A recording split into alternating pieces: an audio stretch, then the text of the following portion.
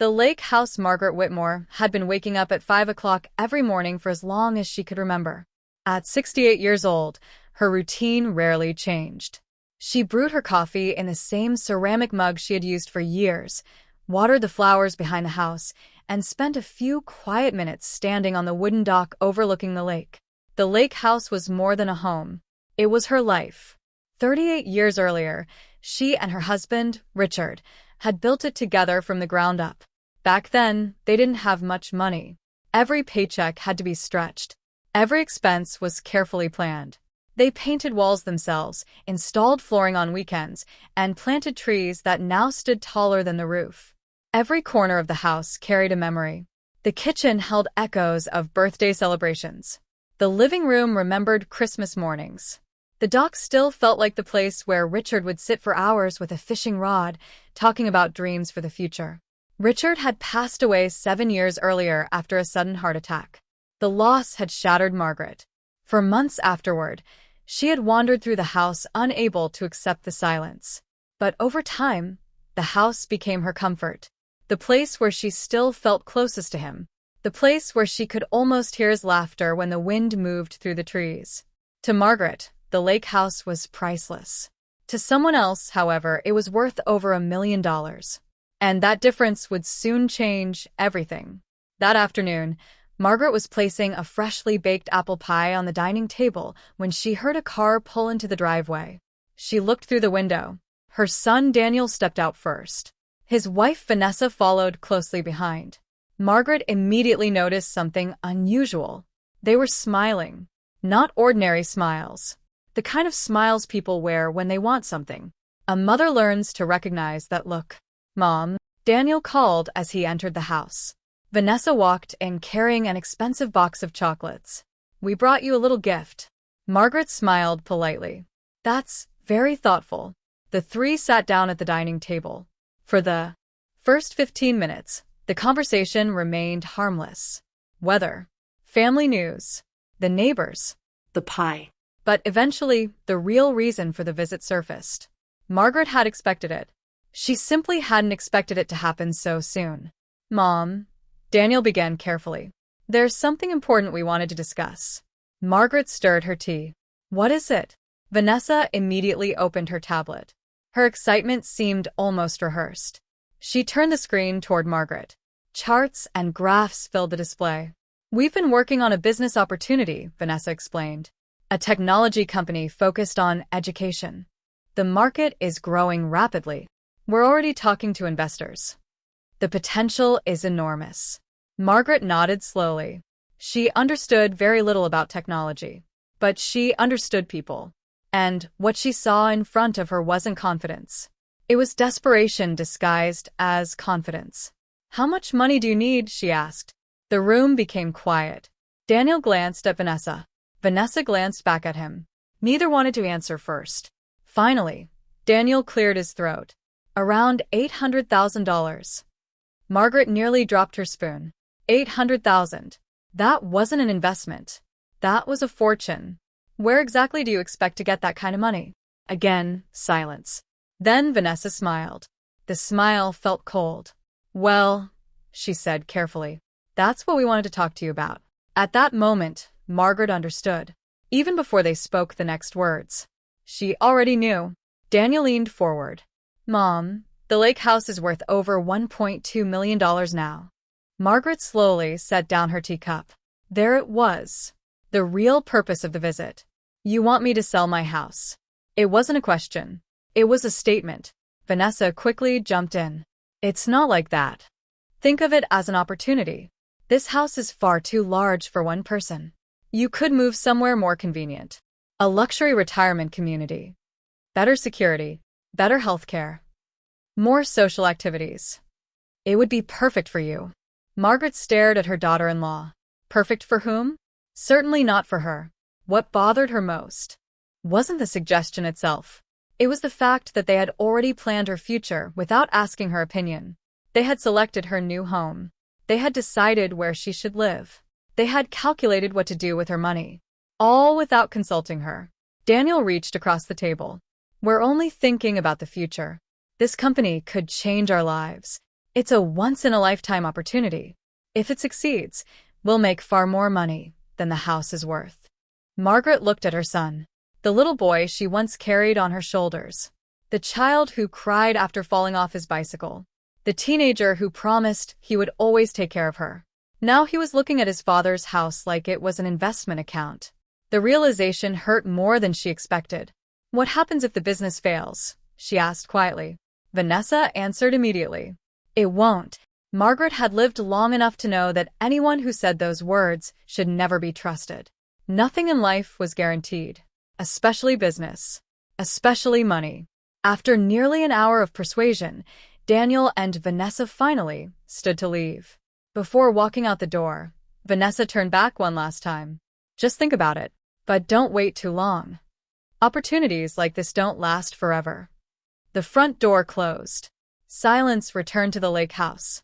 Margaret remained seated at the table. The pie sat untouched. Outside, the setting sun painted golden reflections across the water. For a long time, she simply stared at the lake. Then her thoughts drifted toward Richard. What would he say if he were here? The answer came immediately. Protect the house. Not because of its market value, because of what it represented. Family, history, love. Everything they had built together. That evening, Margaret walked upstairs and opened an old wooden chest hidden inside her bedroom closet. Inside were decades of memories. Photographs, letters, documents, personal keepsakes. Near the bottom sat a blue folder she had not touched in years.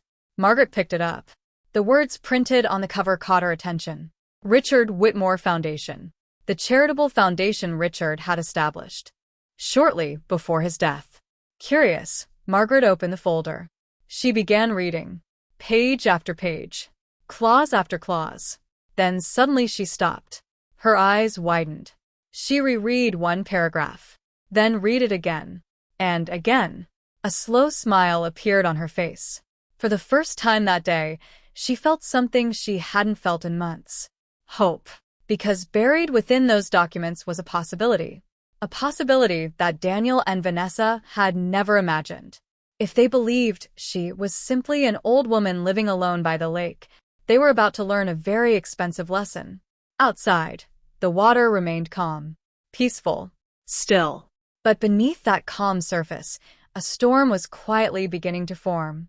And when it arrived, nothing in the Whitmore family would ever be the same again. The secret inside the foundation. Margaret barely slept that night. The blue folder remained open on her bedside table long after midnight. Every time she closed her eyes, she saw Daniel and Vanessa sitting across from her at the dining table. Their smiles, their promises, their carefully chosen words. But what lingered most was the way they had spoken about the lake house. Not as a home, not as a place filled with memories, only as money, as an asset waiting to be converted into cash. The thought left a hollow ache in her chest. By sunrise, Margaret had made a decision. She needed answers, and there was only one person who could provide them. At 9 o'clock that morning, she drove into the city and parked outside a modest brick building. A brass plaque beside the entrance read, "Anderson and Price Attorneys at Law." Richard's attorney, Samuel Anderson, had handled the family's legal affairs for more than 20 years. He had helped draft Richard's will. He had helped establish the foundation. And most importantly, he had been one of Richard's closest friends. When Margaret entered the office, Samuel immediately recognized her. "Margaret." His face softened. "It's good to see you. Though I suspect you're not here for a social visit." Margaret managed a small smile. "You know me too well." A few minutes later, they sat across from each other in his office. Margaret placed the blue folder on the desk. "I found this last night." Samuel glanced at the folder and nodded. "The foundation documents. I remember. There's something in here I don't fully understand." Samuel adjusted his glasses. "Show me." Margaret opened the folder and pointed to a specific paragraph. Samuel read silently. Then he leaned back in his chair. A knowing expression crossed his face. "You found it." "Found what?" "The clause Richard insisted on adding." Margaret frowned. "What clause?" Samuel folded his hands together. "Richard was a very thoughtful man. He understood that money changes people. Margaret remained silent. Samuel continued. A few months before he passed away, he became concerned about what might happen after he was gone. Concerned? He worried that future generations might see the lake house as a financial opportunity rather than a family legacy. Margaret felt her stomach tighten. Those words sounded painfully familiar. What did he do? Samuel opened the folder. There's a provision that allows you to transfer ownership of the lake house into the foundation. Margaret blinked. What? The property can legally become part of the foundation's charitable assets. For a moment, she simply stared at him. You're telling me I can donate the house? Samuel nodded. Yes. But there's more. He turned several pages. If the transfer occurs under these conditions, neither Daniel nor any future heir can sell, mortgage, or inherit the property. Margaret felt her heartbeat quicken. Are you serious? Completely. The house would be protected permanently. The room fell silent. For 7 years, she had believed the foundation was little more than a charitable project Richard had created during his final months. She had never imagined it could safeguard the one thing he loved most. The house would belong to the foundation forever? Yes. It could be used for charitable purposes. Community programs, scholarships, veteran retreats. Whatever mission the board approves. Margaret looked down at the documents. A strange mixture of sadness and relief washed over her. Richard had anticipated this possibility. Years ago, long before Daniel and Vanessa had ever mentioned selling the property, almost as if he had seen the future. Samuel watched her carefully. May I ask what prompted this? Margaret sighed. Then she told him everything. The visit, the investment proposal, the pressure, the suggestion that she move into a retirement complex, the demand to sell the house. Samuel listened quietly. When she finished, he shook his head. I'm sorry. So am I. I always liked Daniel. So did I. The words escaped before Margaret could stop them, and hearing them out loud hurt, because she realized something. She wasn't grieving the situation. She was grieving the son she thought she had. The son who no longer seemed to exist. Samuel reached for a legal pad. Margaret, you have options. What kind of options? You can ignore them. You can refuse. You can create a trust. You can transfer the house. The choice is entirely yours. Margaret stared out the office window. Traffic moved below. People hurried through their day, completely unaware that her life was changing. What would Richard do? She asked quietly. Samuel smiled. I can answer that. Margaret looked up. He would protect the house. The answer came without hesitation. Not because of stubbornness. Not because of pride. Because Richard had loved what the house represented. Family history. Tradition. Sacrifice. Everything he and Margaret had built together. A few moments later, Samuel opened another file. There's something else you should know. Margaret looked up. What? The foundation currently has nearly $3 million in assets. She froze. What? Richard funded it generously before his death. Margaret stared at him in disbelief. How did I not know this? Because you never asked. Samuel smiled gently. You trusted him completely. That was true. She had trusted Richard with everything. The revelation left her stunned. $3 million. The foundation was far more significant than she had ever imagined. And suddenly, an idea began forming in her mind. A bold idea. One that would completely change the outcome Daniel and Vanessa expected. Samuel. Yes.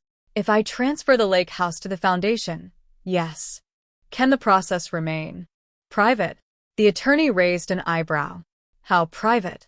Private enough that my son doesn't discover it until after everything is finalized. For the first time, Samuel smiled.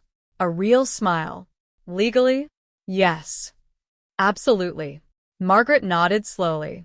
The pieces were beginning to fit together. Daniel and Vanessa believed they were guiding an elderly woman toward a decision. They believed they were controlling the situation. But for the first time since their visit, Margaret felt something shift.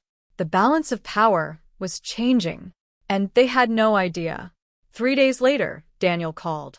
His tone was cheerful, almost overly cheerful. Imam. Hello, Daniel. Have you thought about the investment? Margaret glanced toward the lake outside her window.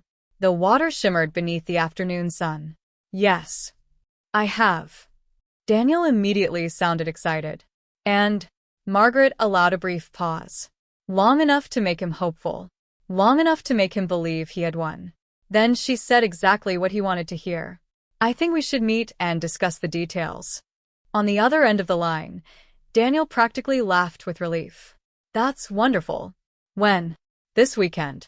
Perfect. After hanging up, Margaret placed the phone on the table. A slow smile appeared on her face. For the first time in years, she felt completely calm. Because Daniel and Vanessa believed they were about to receive the biggest financial opportunity of their lives. In reality, they were walking straight toward the biggest surprise they had ever experienced. And neither of them suspected a thing. The family meeting for the rest of the week, Margaret said very little. When Daniel called, she remained pleasant. When Vanessa sent enthusiastic messages about the investment opportunity, Margaret responded politely. She never argued. She never refused. Most importantly, she never revealed what she had learned from Samuel Anderson. Instead, she waited, patiently. By Saturday afternoon, Daniel and Vanessa arrived at the lake house looking more confident than ever. Margaret noticed it immediately. The excitement in their eyes. The certainty in their smiles. The way they carried themselves. They looked like people who believed victory was already theirs. Vanessa entered first, carrying a folder thick with papers. Daniel followed with a laptop under his arm. Margaret welcomed them inside. I made lunch. Vanessa smiled. You didn't have to do that. But Margaret could tell her daughter-in-law wasn't interested in lunch. She was interested in one thing only. The house. The money. The deal. After they finished eating, Vanessa eagerly opened her folder. Should we get started? Margaret folded her hands calmly. Yes. Daniel smiled. Great. Vanessa immediately began presenting colorful charts and projections. Revenue forecasts. Growth estimates. Investor presentations. Projected profits. Everything looked impressive. Almost too impressive. Margaret listened quietly for nearly 20 minutes. Then she asked a simple question. How much money have you personally invested? Daniel hesitated. Vanessa answered. About $60,000. Margaret nodded. And how much debt does the company currently have? The question seemed to catch them off guard. Daniel glanced at Vanessa. It's not really debt. How much? Margaret repeated. Another pause. About $400,000. Margaret remained expressionless. $400,000? Vanessa quickly jumped in. That sounds worse than it is. It's normal for startups. Margaret said nothing. She simply continued. How much profit has the company made? Silence. Daniel cleared his throat. Well, technically, none yet. Margaret looked directly at him. No profit. Not yet. How long has the company existed? Almost 3 years. Margaret slowly leaned back. The room felt noticeably different now. The confidence that Daniel and Vanessa had arrived with was beginning to crack. Because for the first time, someone was asking questions they didn't want to answer. What happens if you don't get additional funding? Margaret asked. Vanessa forced a smile. We'll get it. That wasn't my question. The smile disappeared. Again, silence. Finally, Daniel answered.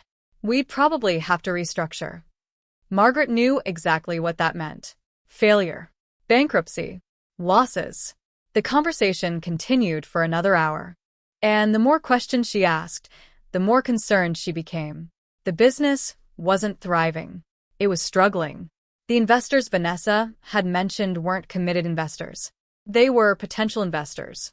The revenue projections weren't based on actual performance. They were based on assumptions. And most alarming of all, Daniel and Vanessa had already borrowed heavily against their own assets. They were desperate, much more desperate than they had admitted. At one point, Margaret asked to see the company's financial statements. Vanessa immediately stiffened. Why? Margaret smiled politely. If I'm expected to risk my life savings, I think it's reasonable. Daniel shifted uncomfortably. We don't have them with us. That answer told Margaret everything she needed to know. Because responsible business owners always carried financial records when asking someone for nearly $1 million. Vanessa suddenly changed tactics. Margaret. It was the first time all afternoon she had used her first name instead of Mom. The change was subtle, but noticeable. You have to trust us. Margaret looked at her calmly. Trust is earned. The room went quiet. Vanessa forced another smile. Of course. But the warmth was gone. Several minutes later, Daniel stood and walked toward the window overlooking the lake. This place is beautiful. Margaret followed his gaze. Yes. It really is. Daniel nodded. You know, Dad would want this property to help the family. Margaret felt something cold move through her chest. There it was. The emotional pressure. The attempt to use Richard's memory.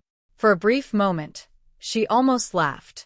Because if Daniel knew what Richard had actually prepared before his death, he would never have said those words. Your father loved this house, Margaret replied quietly. Exactly. Daniel turned around. So, why let it sit here? Margaret looked at him for a long moment. The boy she had raised seemed so far away now. In his place stood a man blinded by ambition. Or perhaps greed. Maybe both. You think it's sitting here doing nothing? Daniel frowned. What do you mean? Margaret smiled softly. This house has given me peace for 7 years. It reminds me of your father every single day. It reminds me of who we were. Neither Daniel nor Vanessa responded, because they didn't value those things. They valued money. And everyone in the room knew it. The conversation dragged on until evening. Eventually, Vanessa closed her folder. So, have you made a decision? Margaret took a sip of tea. Then she nodded. Yes. Both of them immediately straightened. Hope flashed across their faces. Vanessa could barely contain her excitement.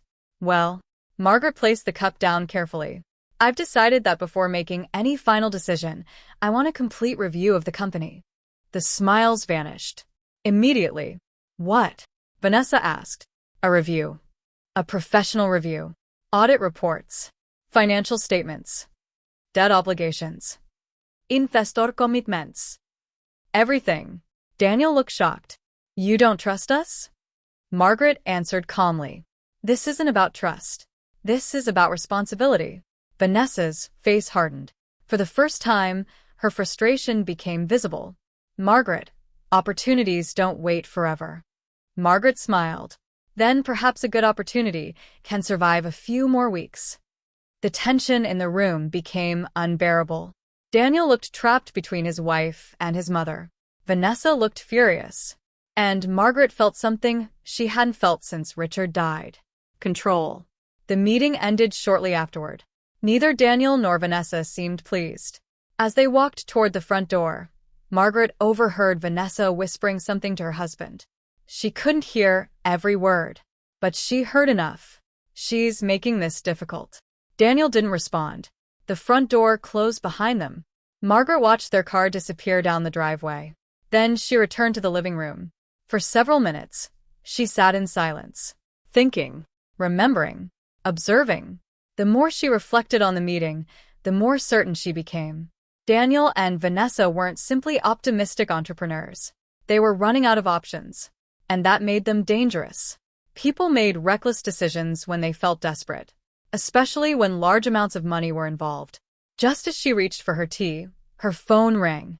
The caller ID displayed Samuel Anderson. Margaret answered. Hello, Samuel. His voice sounded unusually serious. Margaret, I need to tell you something. Her stomach tightened. What is it? I finished reviewing some public financial records connected to Daniel's company. A chill ran through her body. And Samuel paused. When he spoke again, his voice was lower. Much lower. The situation is far worse than they told you. Margaret sat upright. How much worse? Another pause. Then came the words that changed everything. They aren't just losing money.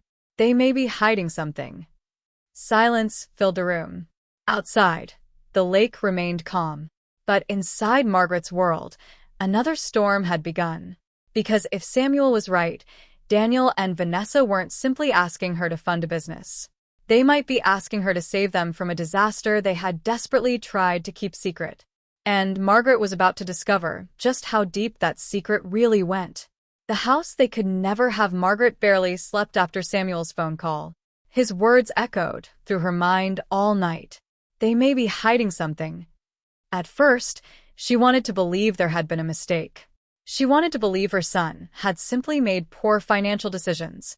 She wanted to believe this was about a struggling business and nothing more. But deep down, she already knew better. A mother often recognizes the truth long before she is willing to accept it. The next morning, Margaret drove into the city once again. Samuel was waiting when she arrived. The moment she entered his office, she could tell the news wasn't good. Several files sat open on his desk. A thick stack of documents rested beside them. Samuel looked tired. Very tired. "What did you find?" Margaret asked. Samuel removed his glasses. "A lot." He slid the first document across the desk. Margaret looked down.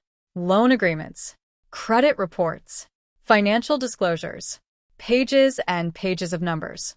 Most of them alarming. Daniel and Vanessa didn't tell you the whole story. Margaret felt her stomach tighten. "How bad is it?" Samuel pointed to one section. "The company owes more than $600,000. Margaret's eyes widened. $600,000? That's only the business debt. Margaret stared at him. Only? Samuel nodded. There's more. He turned another page. Personal loans, credit lines, private investors, unpaid obligations. Margaret's hands began trembling. How much? Samuel took a slow breath. Altogether, nearly $1 million. The room fell silent. Margaret couldn't speak. $1 million. Her son wasn't building a thriving company. He was drowning. And now everything suddenly made sense. The pressure, the urgency, the promises, the constant insistence that the opportunity couldn't wait. It had never been about opportunity. It had been about survival. They wanted the house, Margaret whispered. Samuel nodded. Yes. They needed the house. The difference was important and painful. Margaret looked down at the documents again. For several moments, neither of them spoke. Finally, she asked the question she feared most. Did Daniel sign these? Most of them. And Vanessa? Almost all of them. Margaret closed her eyes. Because this wasn't a misunderstanding. This wasn't the young couple making innocent mistakes. They had knowingly hidden the truth. Then they had tried to convince her to sacrifice the home she shared with Richard. Not to build a future, but to rescue themselves. The betrayal cut deeper than she expected. Far deeper. What do I do now? She asked quietly. Samuel leaned forward. You protect yourself. Margaret nodded slowly. And the foundation? Samuel smiled. Everything is ready. The words brought an unexpected sense of peace. Everything was ready. Richard had prepared for this years ago. Without realizing it, he had built a shield around the one thing that mattered most. The lake house. 3 days later, Margaret signed the documents. The process took less than an hour. A few signatures. A few witnesses. A few legal filings. And then it was done. The lake house no longer belonged to Margaret Whitmore. It now belonged to the Richard Whitmore Foundation. Permanently. Legally. Irrevocably. No future heir could inherit it. No creditor could force its sale. No family member could claim ownership. The house was protected forever. As Margaret placed the final signature on the last page, she felt something unexpected. Relief. Not because she had defeated anyone, because she had honored Richard, because she had preserved what they had built together, because she had finally stopped living in fear of what others might take. Samuel carefully organized the paperwork. It's done. Margaret smiled. Thank you. I think Richard would approve. At that, Samuel laughed softly. I think Richard planned this entire thing years ago. Margaret smiled for the first time in days. So do I. But fate wasn't finished yet. That Friday evening, Daniel called. His voice sounded unusually excited. Mom, we have amazing news. Margaret remained calm. Really? One of our investors is interested. That's wonderful. But we need to move quickly. Of course. Always quickly. Always urgently. Always before questions could be asked. Daniel continued. Vanessa and I were hoping we could meet this weekend. Margaret looked across the lake through her kitchen window. The water reflected the setting sun. Peaceful. Unbothered. Sure, she said. Come Sunday. Perfect. When she ended the call, she knew exactly what was coming. They believed she was finally ready to agree. They believed they were one conversation away from gaining access to the money. Neither of them knew the truth. Sunday arrived. Daniel and Vanessa showed up carrying champagne. Champagne. Margaret almost laughed when she saw it. Vanessa handed her the bottle. We wanted to celebrate. Celebrate what? The future. Margaret smiled politely. The irony was almost unbearable. They entered the dining room. Everyone sat down. For several minutes, Daniel enthusiastically described new opportunities, new investors, new partnerships, new projections. Margaret listened patiently. Then Vanessa finally asked the question she had been waiting to ask. So, she leaned forward. Have you decided? Margaret folded her hands. Yes. Both faces lit up immediately. The excitement was impossible to hide. Daniel smiled. Vanessa nearly bounced in her seat. Margaret waited, then spoke calmly. I've made my final decision. Daniel exhaled in relief. Thank God. Margaret looked directly at him. I will not sell the lake house. The room froze. The smiles disappeared instantly. Vanessa blinked. What? I said no. Silence. Absolute silence. Daniel stared at her, as if he hadn't heard correctly. Mom, you don't understand. Margaret remained calm. No. I understand perfectly. Vanessa's face darkened. You can't be serious. I am. The tension became immediate, visible, Heavy. Daniel leaned forward. Mom, we're talking about our future. Margaret looked directly into his eyes. And I'm talking about my home. Vanessa crossed her arms. This isn't fair. Margaret almost laughed. Fair. After weeks of deception, after hidden debts, after manipulation, now they wanted fairness. But she wasn't finished. Not yet. Because there was one final truth they still didn't know. One truth that would change everything. Vanessa stood abruptly. Then I guess we'll just have to wait until the estate passes down someday. The words slipped out before she could stop them. The room went completely silent. Margaret slowly turned toward her. For a brief moment, nobody spoke. Then Margaret smiled. A calm smile. A confident smile. The kind of smile neither Daniel nor Vanessa had ever seen before. About that, she said softly. What do you mean? Daniel asked. Margaret looked at both of them, then delivered the sentence that shattered every plan they had ever made. The lake house is no longer mine to leave anyone. The color drained from Vanessa's face. Daniel frowned. What are you talking about? Margaret held his gaze. The property now belongs to the foundation. Silence. A long, devastating silence. And for the first time since this began, Daniel and Vanessa realized they had already lost. They just didn't know how completely.